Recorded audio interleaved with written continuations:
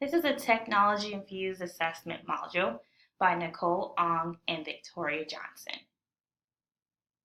Perceptions about ELLs before taking this class. Before I subconsciously thought that most ELL students came from low socioeconomic statuses, but now I know that this is not true. They can come from a variety of backgrounds. They could be war refugees from wealthy families seeking asylum. They can be a part of middle-class families seeking better employment opportunities. They could be middle-class American families who were born right here but speak primarily Spanish. Or they can come from a varying backgrounds beyond the option that I've mentioned. Before I thought ELL students are generally Spanish-speaking students, with a few exceptions. But there are many L1 languages represented in the U.S. public school systems. In some places, Chinese is the majority L1 language amongst ELL students. Before, I imagined that ELL students were students that could not speak English. ELLs are at varying levels of proficiency. Students can quickly develop basic interpersonal communication skills, but still require much development in their CAP. Being an ELL student isn't just about speaking. Before I thought that ELL students would successfully learn developmentally appropriate English over time in mainstream classes, like the Sink or Swim. Now I know without cognitively challenging curriculum, language support, and encouraging supportive environment, students may not reach grade level appropriate proficiency. Some common misconceptions about ELL students include ELL students are usually lower poverty.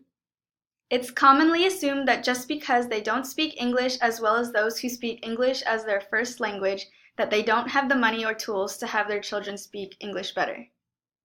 All ELL students come to America because their parents come for a job. I can claim this statement as a myth because my mom didn't come to America to find a job. She came to America to escape living conditions in my hometown. She wanted to provide a better living environment for my sister and I, and to escape a toxic relationship she was in with her husband. ELL students are immigrants. Students could be first or second generation Americans who live in homes where at least one parent speaks a language other than English, or students may lack English proficiency because parents may choose to only communicate with their children in their heritage language. All ELL students are slow learners. It just takes a lot more resources to get ELL students to understand lessons a little easier, such as using visual aids, videos, and a lot of repetition. It doesn't mean that they're slow. ELL students are not as smart as English speakers. Many think ELLs are not as smart as monolingual English speakers. In fact, current research shows that there is no such thing as retardation caused by bilingualism. If anything, the development of second language can have positive effects on thinking skills. The advantage of bilingual children over monolingual children in cognitive flexibility has been shown in a number of different studies, particularly in contexts of additive bilingualism, where the second language is added while the native language is maintained. Critical concepts that we've learned. Issues regarding ELL students in the classrooms. Being open to students who have different cultures and different backgrounds keeps ELL students in a more comfortable and welcoming school environment, and having a positive classroom environment helps the teachers instill trust with their students in providing comfort in the classrooms. Factors for L2 acquisition and understanding the process. There are two ways in acquiring a second language, simultaneous and sequential. The simultaneous process is learned at birth and without any formal teaching. Students who learn a second language simultaneously are able to separate the two languages effortlessly. The sequential technique is the process of learning a second language at a later time. Helping students increase L2 acquisition. Students provide plenty of group work, and student-teacher interaction helps students improve their English speaking skills. It's important to keep the lessons diverse to keep the students engaged, yet also gives each student a chance to work on and help each other with their English. Taking lessons beyond English for ELL students. It's very important to help scaffold the students before lessons so that they have the prior knowledge to help them understand. Using visual aids and hands-on manipulatives helps these students have a better chance in learning. Different program models for ELLs and bilinguals. Models differ slightly and typically have a different way of going about learning English. Each student's experience will be different according to how much they already know and their learning skills. Sheltered instruction. Integrated ESL lessons in regular classroom settings. Pull out. Least effective, most expensive, and are pulled out of the classrooms. Bilingual late exit and early exit programs are designed for students who are learning English and are put in a classroom with other students who speak the same native language. The top 5 do's and don'ts. Do be mindful of your use of language. When speaking to ELS students,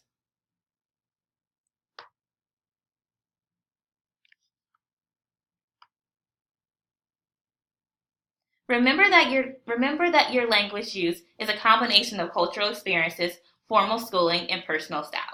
Think about how you communicate.